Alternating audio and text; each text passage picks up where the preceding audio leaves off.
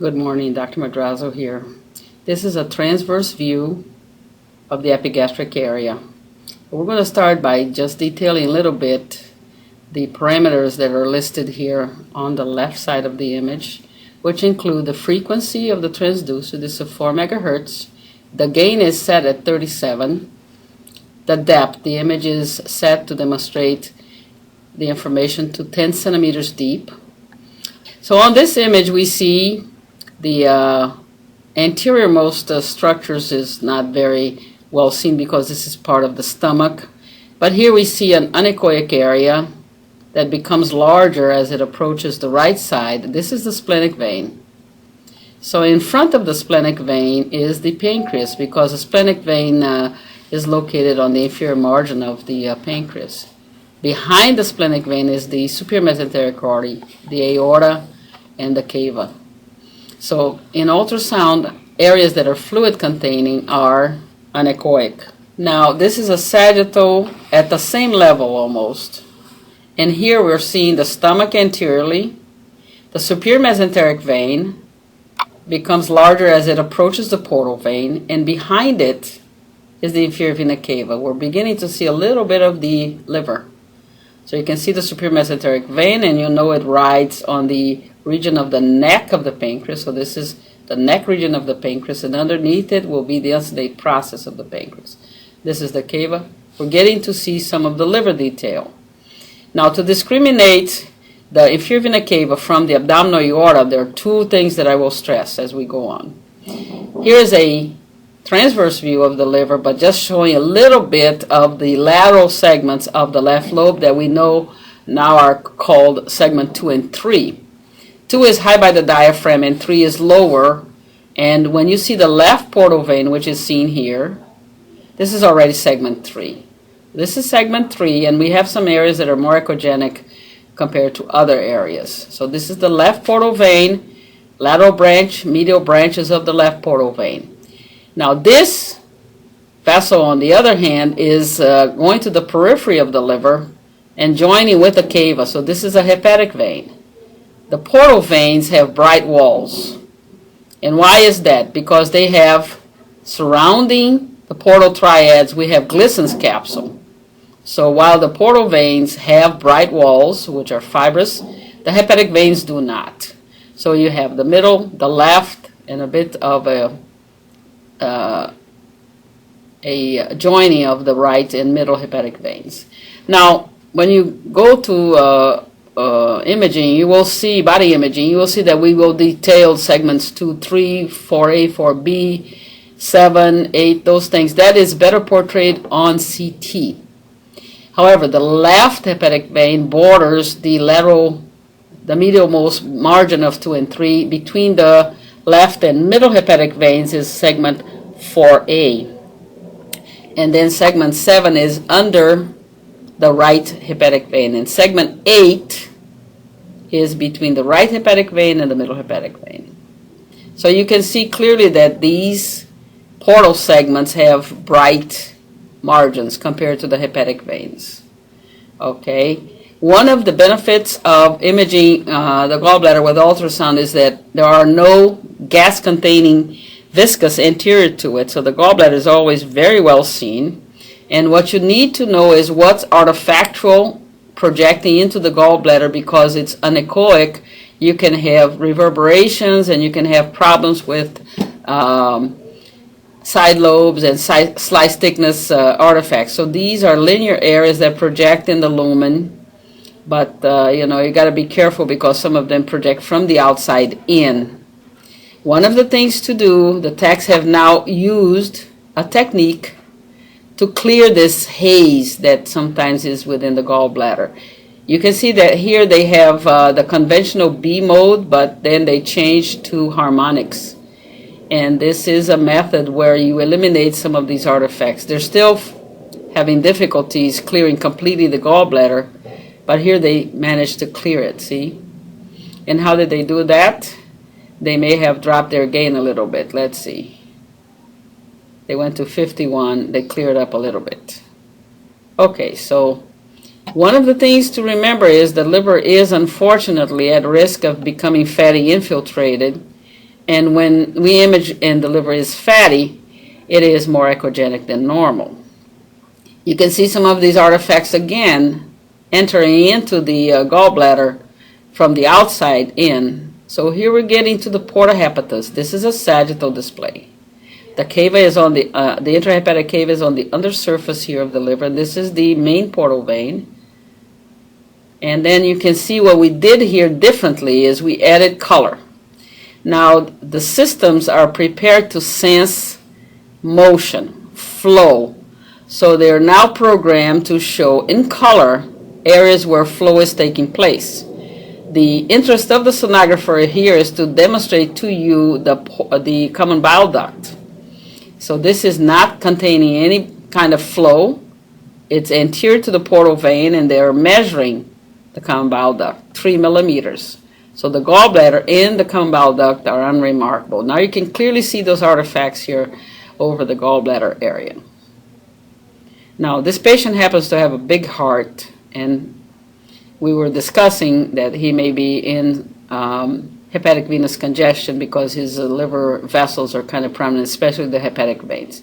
The spleen, left upper quadrant, spleen is 8.1 centimeters. We accept the spleen to be 13 centimeters and be normal.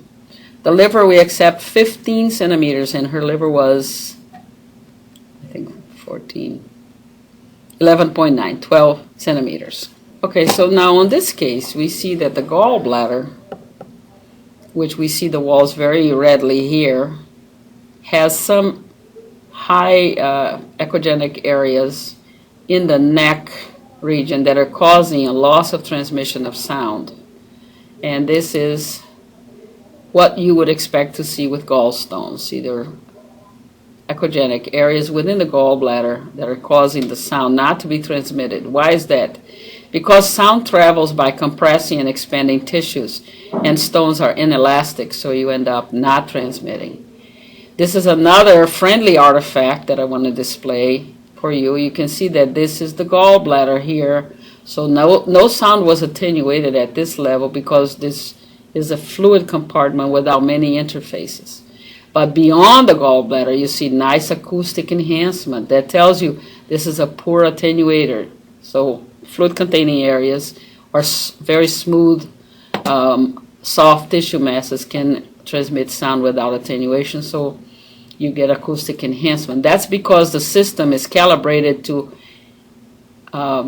increase the strength of the sound pulse as it goes into the tissues, the sound waves. So no attenuation has occurred here. So the strength of the ultrasound signal is very strong. It did not undergo attenuation, so there is acoustic enhancement. And here is one area where the sound was attenuated. Now, in good ultrasound practice, you always look at the back wall of an area. So this is a nice sharp wall, acoustic enhancement. This is fluid containing, and the wall of this gallbladder is 2 millimeters, which is normal. So gallstones, normal gallbladder walls, and again, some areas that they've put some color so they can find where the common bile duct is, which is anterior to the portal vein, and they can measure it. They measure it from where they see the margin of the common bile duct to the opposite margin. It should be leading edge to leading edge. We'll talk about that when you come in. Now, we're looking on the sagittal plane at the kidney. The kidney has a normal appearance when it has a nice, bright, echogenic central sinus. This is because there are many types of tissue in the sinus, including fat. So there's the collecting system, there's fibrous elements, there's the vasculature of the kidney. So this is the region of the renal sinus. It should be nice and compact.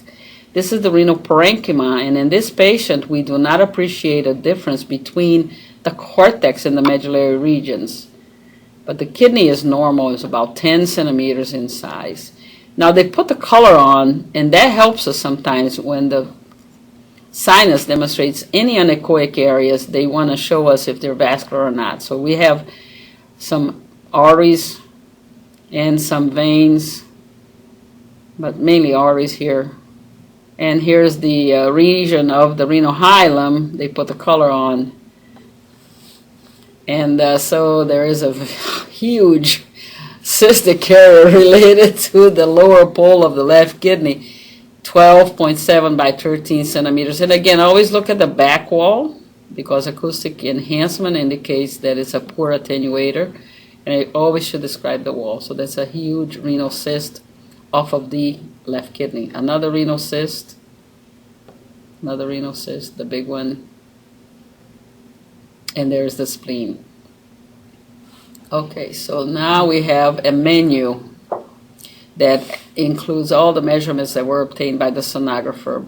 Now on this patient, we're looking at his left kidney, and remember the sinus I showed you that would be nice and compact and echogenic in the center of the kidney. In this patient, we have anechoic areas corresponding to a dilated collecting system. So this is what hydronephrosis looks like, and in contrast, we will see his opposite left kidney, his opposite right kidney that does not have hydro. So here's the anechoic collecting system, calyces, infundibula, renal pelvis, calyces, infundibula, and renal pelvis. In contrast, here is his normal left kidney with a nice compact central sinus and no evidence of hydro on the left. So this is the spleen. So we do a lot of these studies because sometimes the clinicians cannot tell if it's medical renal disease or obstructive uropathy. So knowing what hydronephrosis looks like, and we can grade hydronephrosis. This one still has a rim of renal parenchyma that is probably 15 millimeters. That's pretty good, so the kidney has not suffered atrophy yet. Here we see the abdominal aorta. And unfortunately, bowel gas and depth of the aorta sometimes precludes its display. But here we see the mid-aorta, and the walls of the aorta having, muscular layers and sometimes atromatous disease. You're going to see them very well compared to the cava that the walls are more delicate.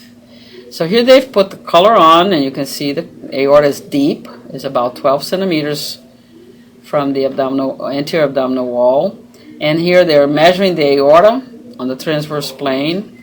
And the reason this has become important is because we all want to recognize an abdominal aortic aneurysm before the patient has a catastrophic event and comes in with a ruptured aortic aneurysm. So there is a Welcome to Medicare program.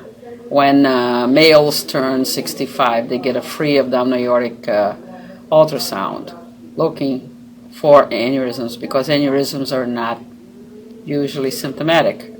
And then these would be the areas of the bifurcation into the common iliac. So just remember, I showed you the cava on the other case. This is the abdominal aorta in a limited fashion.